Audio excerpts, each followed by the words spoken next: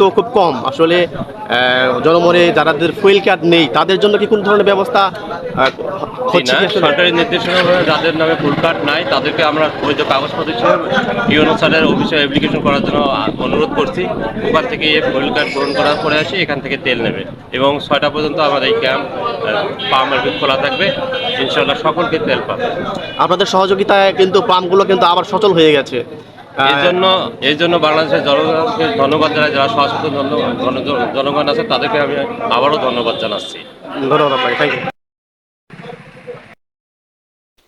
বেশ কয়েকদিন ধরে পাম্পগুলোতে উপচে পড়া ভিড়ের কারণে অসংখ্য মানুষ ভোগান্তির শিকার হন, কিন্তু হুইল কার্ড সিস্টেম করার কারণে এখন পাম্পগুলোতে আবারও ভিড় থেকে মানুষ অনেকেই রেহাই পেতে শুরু করেছে।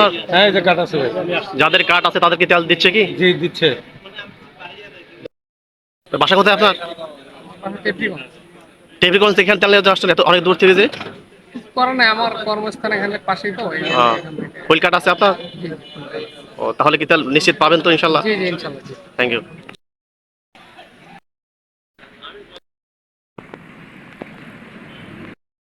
বাসা কোথায় আপনার?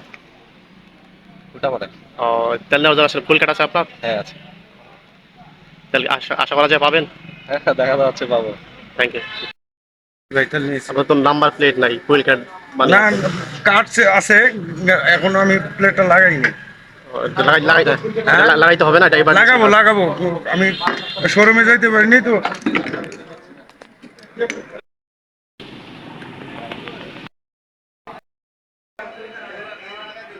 তেল পেয়েছেন ভাই? তেল নিছেন? হুইল কার্ড আছে আপনার? Thank you. তেল দিচ্ছেন আসলে ভিড়